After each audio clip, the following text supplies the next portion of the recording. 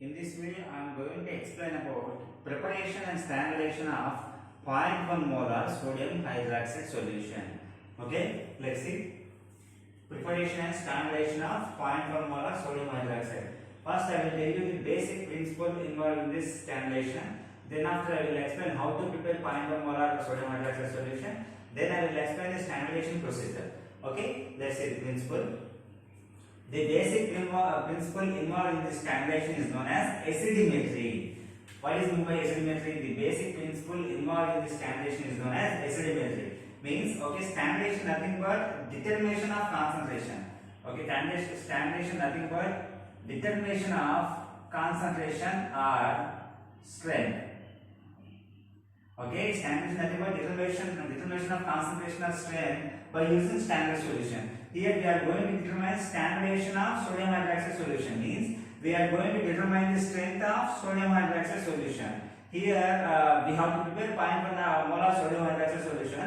Whether it is having 0.1 molar or not, that we have to determine. Okay, how? By using standard acidic solution. Okay, here acidic solution is standard solution. We are going to determine the basic solution with standard acid. That's why acidimetry. Metry nothing but measurement. We are going to measure the strength of sodium hydroxide by using standard acid solution. That's why it is known as acidimetry. Okay, acidimetry. Known strength of oxalic acid is titrated directly with sodium hydroxide solution. Endpoint is detected by using phenolphthalein as an indicator. See, known strength of oxalic acid. Here, oxalic acid is used as a primary standard. Okay, oxalic acid is used as a primary standard. Means a standard acidic solution is oxalic acid. Okay, by using this primary standard oxalic acid, we are going to here determine the strength of sodium hydroxide. Means known strength of oxalic acid is titrated directly with sodium hydroxide solution. Endpoint is detected by using phenolphthalein as an indicator. Here, what is the indicator in this titration or standardization method? Phenolphthalein as an indicator. Let's say the reaction between oxalic acid and sodium hydroxide. Here, whenever this oxalic acid and sodium hydroxide react with each other, what will happen? Sodium oxalate and water molecule will be formed. How? Here, these two hydrogens will be replaced by these two sodium ions. Okay, these two hydrogens will be replaced by these two sodium ions. Then COONA. Sodium oxalate. Remaining is oxalate. Sodium oxalate will form. Then what is remaining here? Two hydrogens are remaining. Here 2 hydrogens and these 2 hydrogens. Overall 4 hydrogens are there and 2 oxygens. So overall 2H2O. Okay, so water molecule will be liberated. Here oxalic acid simple form is H2C2O form. Simply it can be written as H2C2O4. You can see how many hydrogens are there? Here 2 hydrogens. How many carbons are there? Here 2 and oxygen 4. 4 oxygens are there. Simply it can be written as H2C2O4. Here this is the basic reaction involved in this standardization method. What are the chemicals useful for this standardization of sodium hydroxide? First one, 0.1 molar oxalic acid. It is act as a primary standard. And 0.1 molar sodium hydroxide. This one is secondary standard.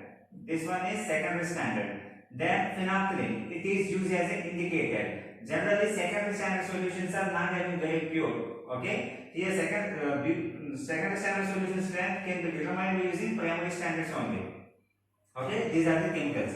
Then let's see the preparation of 0.1 molar sodium hydroxide solution. Okay, for 0.1 molar sodium hydroxide preparation, we just need weigh accurately about 4 grams of sodium hydroxide. 4 grams of sodium hydroxide in 1000 ml volumetric flask. After weighing the 4 grams of sodium hydroxide, we have to transfer to 1000 ml volumetric flask and make up to the value of 2000 ml with distilled water. Okay, then we have to make up to the 1000 ml with distilled water only. Simply 4 grams of sodium hydroxide has to dissolve in 1000 ml of distilled water. That will be the 0.1 molar sodium hydroxide. For suppose here given that, for suppose if the question is asking for 1 molar or 1 normal means 40 grams of sodium hydroxide has to dissolve in 1000 ml distilled water. 40 grams has to dissolve in 1000 ml. That will be 1 molar or 1 normal of sodium hydroxide. 4 grams, if you take 4 grams in 1000 ml of distilled water, then this will be 0.1 molar and 0.1 normal. Then 20 grams in 500 ml. Then this will also be 1 molar and 1 normal. Okay. This is based on the questions. Based on the question asking in examination, you have to prefer this. If 1 molar or 1 r means you have to take 40 grams in 1000 ml of distilled water. And you keep in mind that whatever the strength we are going to determine, same strength we have to use the primary standard. Here we are going to determine the strength of sodium hydroxide, that is 0.1 molar. Here same strength of 0.1 molar azelaic acid has to be used for determination of 0.1 molar of sodium hydroxide. Okay, same strength. Or suppose 1 molar sodium hydroxide means 1 molar azelaic acid. 0.5 molar sodium hydroxide means 0.5 molar azelaic acid has to be used. That is the thing. This is the preparation. Then standardization of 0.1 molar sodium hydroxide solution with azelaic acid. Okay, here we preparing the 0.1 molar sodium hydroxide solution. Whether it is having 0.1 molar, exactly having 0.1 molar, how can we determine? How can we know? By using oxalic acid as a primary standard. By titrating with oxalic acid. This is the standard acid and as well as primary standard. Let's see. Generally, for determination of oxalic acid, we can use oxalic acid and as well as potassium hydrogen dialide also we can use. Potassium hydrogen dialide also. Okay. Then you see, this is standardization procedure. Pipette out 10 ml of 0.1 molar oxalic acid into clean conical flask. Okay, we have to take pipette out 10 ml of 0.1 molar oxalic acid into clean conical flask. After taking 10 ml of oxalic acid into flask, we need to add 2 to 3 ml of phenolphthalein solution as an indicator. Then to this oxalic acid, we need to add phenolphthalein solution. How much? 2 to 3 ml.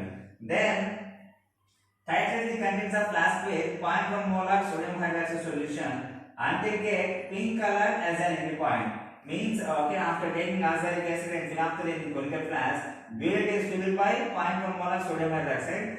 Then titrate the content of flask with 0.1 molar sodium hydroxide solution until get pink color as an endpoint. Whenever you get pink color, then you need to stop the titration. Okay, that indicates endpoint. Then record the burette reading. Okay, then after once you get the pink color, you have to stop the titration and you need to note that burette reading. How much ml of sodium hydroxide has been consumed means after 10 ml or after 15 ml of sodium hydroxide taken for getting a pink color. That reading you have to be noted down. Record the burette reading and repeat the titration for 2 to 3 times to get precise values. And same titration we have to repeat for 2 to 3 times to get precise values. Then we have to take the mean of burette reading. Then next line, if I got ready here, take mean of burette reading. Mean of burette reading. Okay, if I got write this statement. After this point, then we have to take mean of burette reading. But suppose we have repeated the titration for 2 to 3 times now. First time you get pink value at 10 ml. After consuming of 10 ml of sodium hydroxide, you got the pink color. Then second time, while performing second time, if you get pink color at 10.2 ml, then we are reading third time 10 ml. Then after performing these three titration, then you have to take mean of these three values by 3. 10 plus 10.2 plus 10 by 3. Mean value you should take. That is the mean of burette reading, and calculate the molarity of sodium hydroxide solution by using following formula. By using this mean value, you have to calculate the molarity of sodium hydroxide solution using this formula. What is that formula? M1V1 equal to M2V2. Okay. Here what is meant by M1? Molarity of oxalic acid. That we know, that is a primary standard. Here 0.1 molar only. Value V1, volume of oxalic acid taken. How much volume of oxalic acid taken? 10 ml only, 10 ml. Then M2, molarity of sodium hydroxide solution. That we have to find out. Okay, in question mark. Molarity we have to find out. And V2, volume of sodium hydroxide solution consumed. This sodium hydroxide solution have been taken burette only, and this is depends upon burette reading. Okay, final value. Okay, these two find out. Then finally we have to find out molarity of sodium hydroxide. That means standardization. Then M2 equal to M1V1 by V2. Then after getting M1 0.1 molar, V1 10, then V2 whatever the mean value you should take it here. Then by using this substitute all these three values into this equation, and you will get molarity of sodium hydroxide. Then this is the simple form for better understanding purpose. Okay, you can consider this is the billet and this is the conical flask. Then see, billet is filled by 0.1 molar sodium hydroxide solution, and this is the conical flask. What we are taking in the conical flask, we are taking 10 ml of 0.1 molar oxalic acid and 2 to 3 drops of phenolphthalein solution. Then after taking into conical flask, slowly we need to add sodium hydroxide solution from billet to conical flask. Means drop by drop sodium hydroxide solution we need to add from billet to conical flask. Okay. Initially the solution may have colorless. Then while the sodium hydroxide and all the oxalic acid is reacted by sodium hydroxide. Okay. Once you then you will get pink color.